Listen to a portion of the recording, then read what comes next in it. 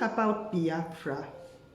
I've noticed that quite a few so-called educated people don't really support the Biafra movement. A lot of people are for Biafra, but quite a few people are also against it. Is this struggle for Biafra legitimate? Is Nnamdi Kanu a villain or a hero? Is IPOB a terrorist movement? Or is it a legitimate struggle of people trying to free themselves from an oppressive government that is violating their human rights? Hello and welcome back to my channel, and if you are new here, please do hit the subscribe and notification button so you'll be updated when I post new videos. I usually post videos on topics that are pertinent to the diaspora, but of course also to people all around the world. Join me now as we try to find an answer to these questions, because before you jump onto a train, you should also know in which direction that train is heading. So some people would just think,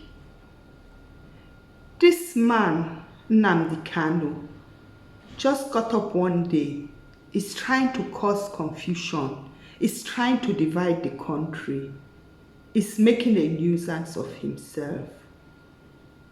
But what is Nnamdi Kanu actually doing? From all indications, Nnamdi Kanu has made it clear that the Biafran people are being deprived of their fundamental human rights. They are being marginalized, they are being treated unfairly, and they are even being exposed to violence and killings on a mass scale. And what does the law say about that? International law has recognized that self-determination is the right of a people to determine their own destiny, in particular to choose their own political status and to determine its own form of economic, cultural, and social development. If international law recognizes the right of people to self-determination, can we not in all honesty say that the struggle of IPOB with its leader is focused on self-determination for the Biafran people to be able to determine their own destiny, to be able to exercise their own cultural values, their own religious values, to take control of their economy? In other words, the right of Biafrans to take their destiny into their own hands. That is something recognized by international law. So, IPOB is following a legitimate cause, the right to self-determination.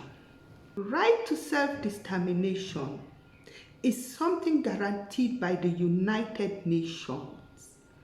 In Article 1, the United Nations recognizes the right to self-determination, and this includes the right to secede.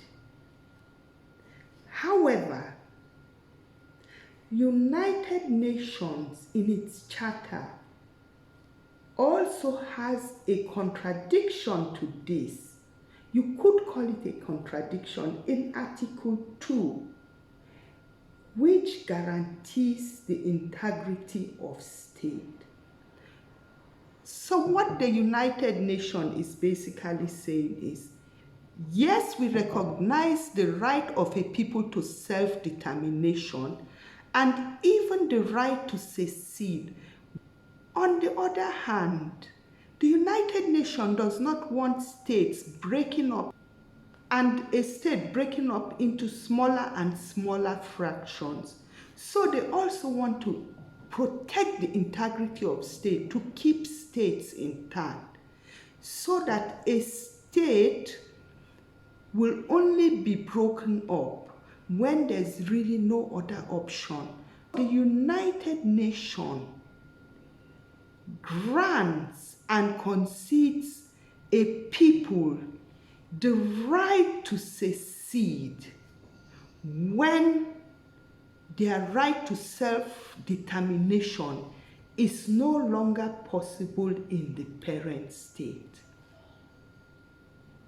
From what is going on in Nigeria today, it is clearly obvious to see that the right to self-determination of the Biafran people is no longer possible in one state, and there needs to be a secession. What is a secession? That is what the IPOB and Nnamdi Kanu are striving for. Some people are coming up and calling for a revolution in Nigeria, for a change. But IPOB is calling for a break. They want Biafra to break away from the parent state Nigeria and function as a state on its own. This is because it is no longer possible to make any significant change for the Biafran people in that framework called Nigeria. The United Nations concedes a remedial right to secede. Remedial meaning remedy. There's a remedial right to secede when the security of a people is no longer protected by the parent state and human rights are violated. If you are listening to this and you have any idea about what is happening in Nigeria, you would agree with me that we in Biafra have fulfilled all the conditions for a remedial right to secede. For purposes of clarity, and so that there is no doubt left, let us look at some of the reasons that could justify this remedial right to secede. Oppressive and non-representative parent state. Do we have that in Nigeria? Yes.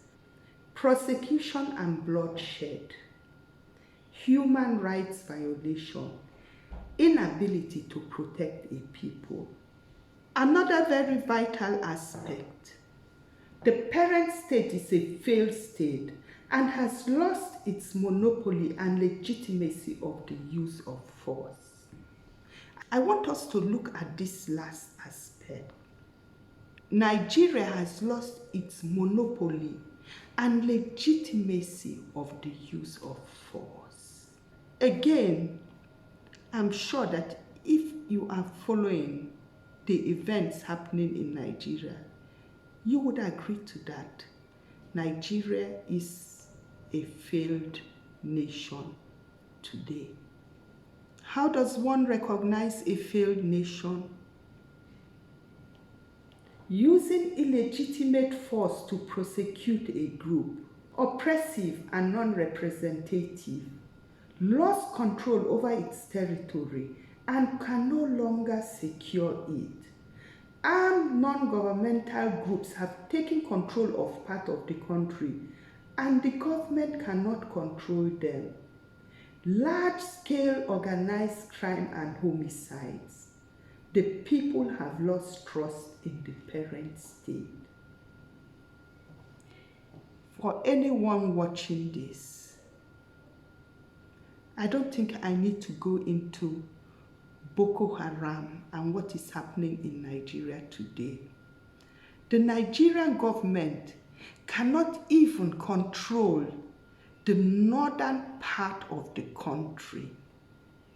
Boko Haram is about the most dangerous terrorist group in the world, and it has split up into various fractions.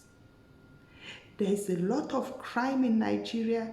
There's violation of human rights. Children are being kidnapped every day.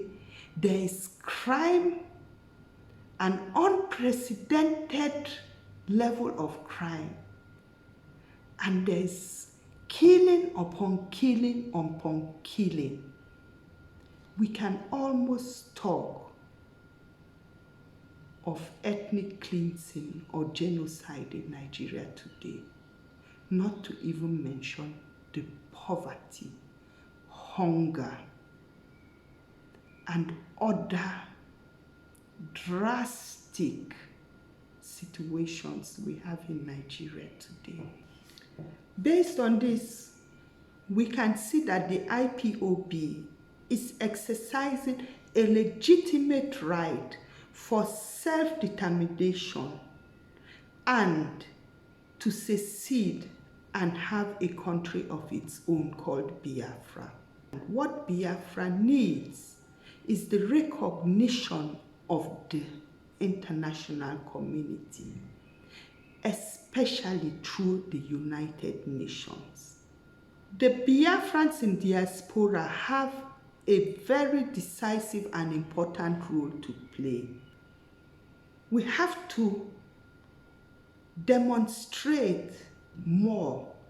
We have to bring across the message more, especially if you are in countries like UK, America, France.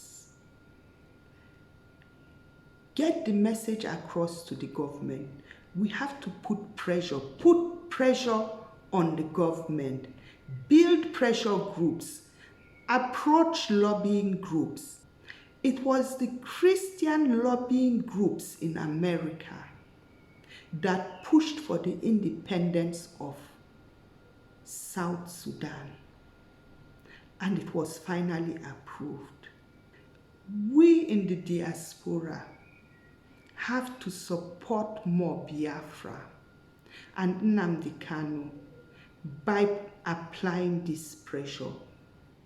Another vital aspect I would like to touch on is the accusation of violence coming from the IPOB. Unfortunately, and it's so ironical, that the United Nations would only move to support Biafra if it becomes very obvious that the nation Nigeria can no longer exist with Biafra in it. As soon as there is peace, as soon as there is calm, they will just assume, okay, they can have their self-determination within the country Nigeria. There are other methods of solving that problem.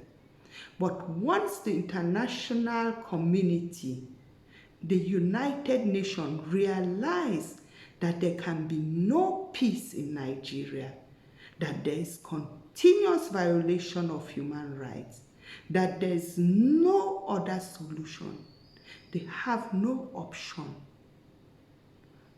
but to recognize Biafra as a nation.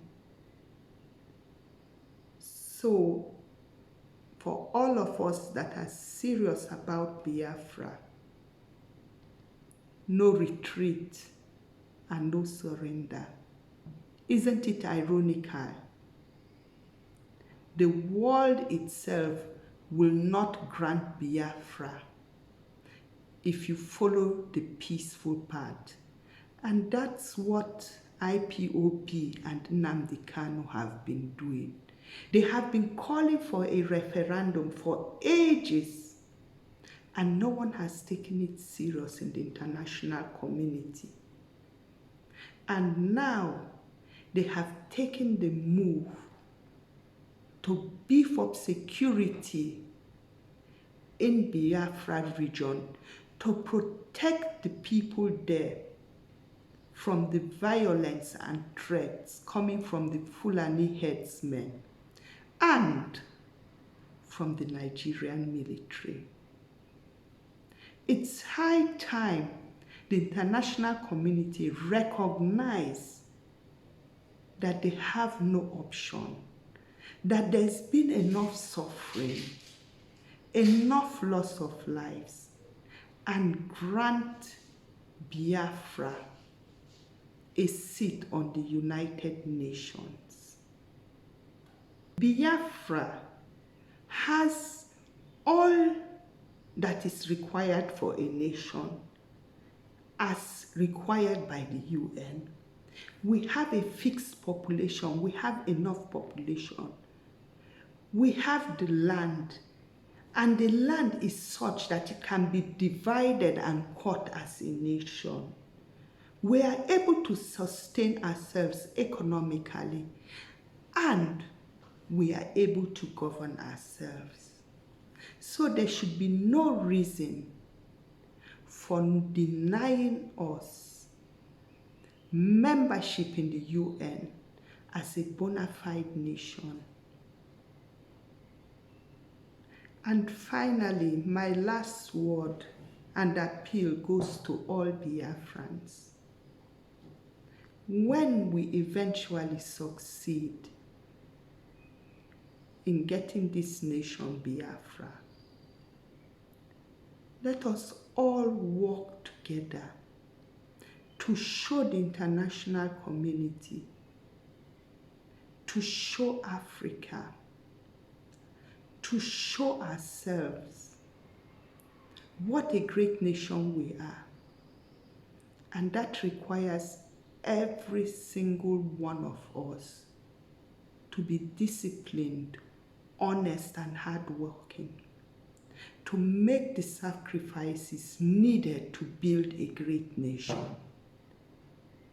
No great nation can be built on indiscipline, immorality, and lack of loyalty. I hope I've been able to answer some questions and to make hesitant minds have a rethink on Biafra. And I look forward to seeing your comments and contributions in the comment section. Thank you for watching to the end.